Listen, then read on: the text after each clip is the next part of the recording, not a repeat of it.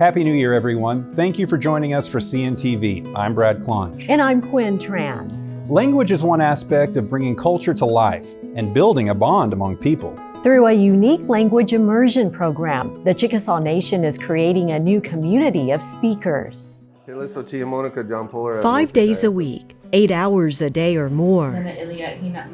Briana Mason is part of the Chickasaw Academy Adult Immersion Program. I just knew I want to learn my language. I want to speak my language. So that's what set me up for this program. She is part of the program's first small group of Chickasaw language learners. Their workday is spent listening, talking, repeating and sharing in Chickasaw.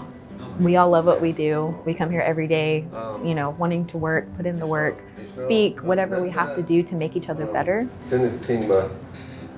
So we're at the point now where we have this good foundation of vocabulary, of some grammar, and now we're learning how to tell stories. And the things that we learn through the stories will help us telling our own stories or just speaking in general. So we're just talking all the time. For me, it's been great to see the growth from when I first began. I couldn't really tell you much about myself, but now I can talk with my teacher, Rick Greenwood, for like 20 minutes in Chickasaw.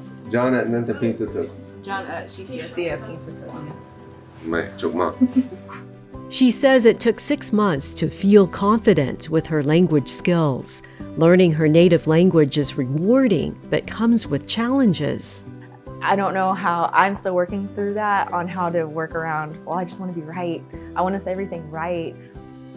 In terms of complexity, Chickasaw is definitely up there with some of the more difficult languages to learn. Joshua Henson is Executive Officer of the Chickasaw Nation's Division of Language Preservation. The current academy, this cohort of 6 people, they do 6 hours a day of immersion, and they have an hour in the morning and an hour in the afternoon to do self-study, catch up on Rosetta Stone lessons. It's a great approach because it's structured, it's focused on communication, it's accessible, but it also really connects with like ancestral ideas about how knowledge is passed. It's sort of like overt, like overly didactic teaching stuff that didn't happen. Our ancestors were observational. And so by observing, listening, talking to one another, being in this group, this cohort, that's how they get pretty good over a fairly compressed period of time. Language is not a thing to be put up on a shelf. It was given to us by a creator in order to communicate with one another.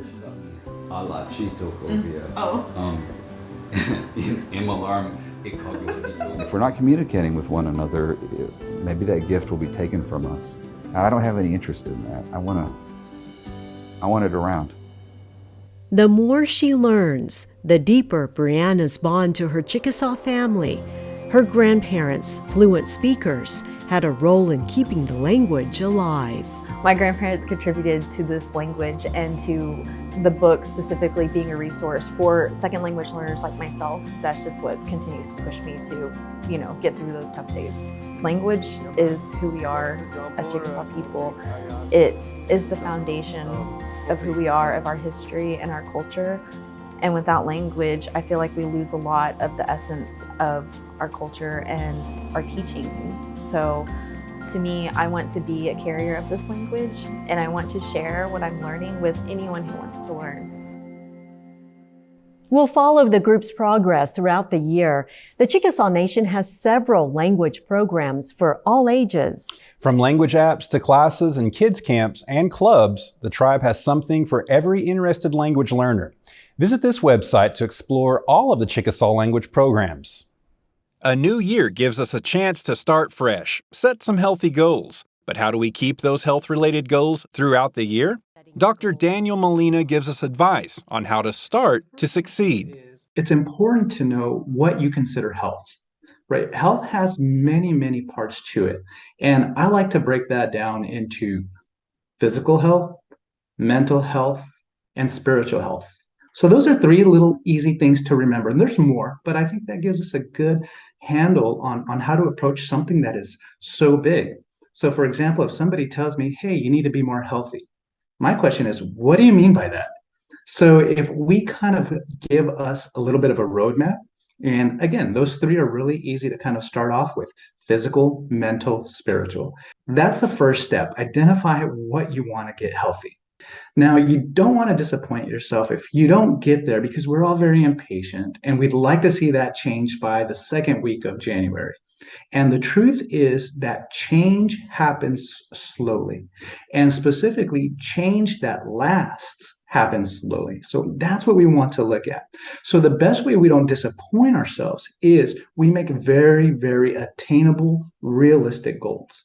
And those goals are, I call, almost like small victories, small wins.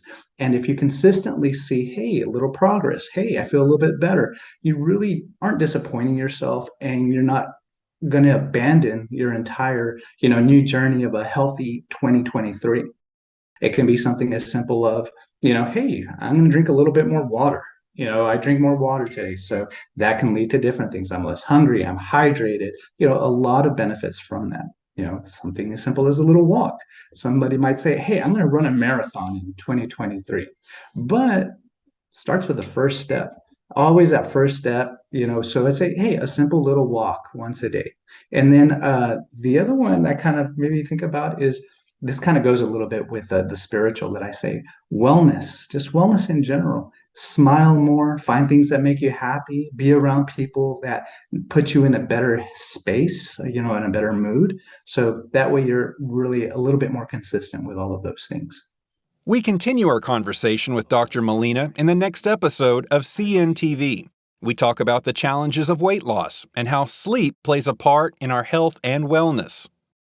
Mental health is a vital aspect of our overall health. We spent some time with a panel of mental health professionals with the Chickasaw Nation. Here's a discussion on the tribe's initiative, Chickasaw Nation, which means Thinking Chickasaw, a program to improve mental well-being. The Chickasaw Nation recognizes the importance of total well-being for its citizens and the community.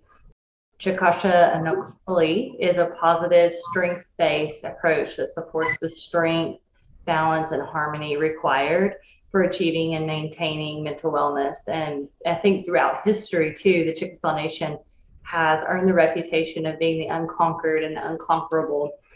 Because the nation consists of a people that can be defined as strong and resilient.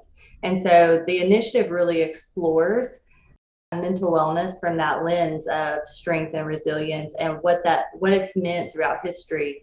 Having leadership like Governor Anna Tubby be concerned and want to address and understand why, and identify opportunities to improve the mental wellness and reduce the stigma associated with seeking help, because there's treatment available, but the stigma attached to seeking treatment often just impacts First Americans who could really improve and have their diagnosis be treated.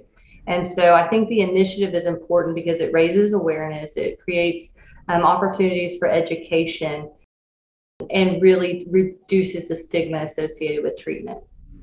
Dr. Harrington, as a medical family therapist with the tribe, you work alongside healthcare providers. You're embedded into the system with family doctors, pediatricians, nurses, physical therapists. How unique is that approach? It's unique. I think it's so wonderful that our citizens have access to integrated care. So integrated care looks at the biological, psychological, social, and spiritual aspects of a person. So someone might come to the dentist and do a depression screener and then end up speaking with someone like myself, and we're able to meet them where they are. A lot of times folks might not know who to call if they're having some mental health issues. You mentioned Randy's a licensed social worker. I'm a licensed marriage and family therapist. There ends up being a lot of letters after our names, and that can be confusing to folks who might not know the lingo for mental health professionals. And so it really helps when you can just come to your doctor and already the door to care is open. And we also work with their providers, whether it be their dentist or their optometrist or their primary care provider, to get them the help they need. For most tribal cultures, our traditional sense of wellness has as much to do with our mental and our spiritual well-being as our physical. And so for a tribe to sort of try to balance that out to where we offer treatment for cuts and bruises and sinus infections and colds, but we're just as interested in providing help for anxiety and depression and life stressors and things like that. I think that's very important and is much more consistent with a traditional First American view of health, wellness, and well-being. And I think it says a lot about the tribe that we want to provide care to the whole person. And for many years, some of us, thought that mental illness involved areas like post-traumatic stress syndrome, eating disorders, mood disorders. The latest surveys we found show that anxiety is the most common mental health issue. Well, most of us have been anxious sometime in our life. Dr. Boyd, when does it become an anxiety disorder? What is an anxiety disorder, and is it something serious, more serious? The hard part for a lot of people is anxiety is a normal human experience that we all have. And so some people don't realize that they're maybe suffering from more excessive anxiety than most people, or that it's become a problem because to them it's just normal from their viewpoint. Anxiety is rooted in fear, which is a basic universal human emotion. It's very, in low doses, helpful and adaptive to have anxiety.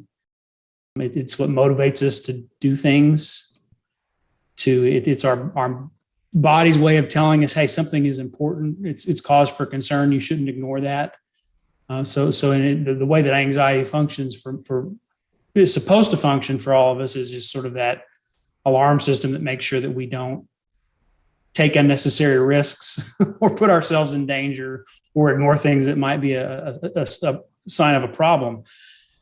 When it becomes a disorder is when it becomes so chronic or so intense that it stops serving that function of just kind of our, kind of warning light. You think about the dashboard on your car, the warning lights come on and tell you when you need an oil change. And anxiety serves as that kind of warning. But think about when the check engine light just stays on.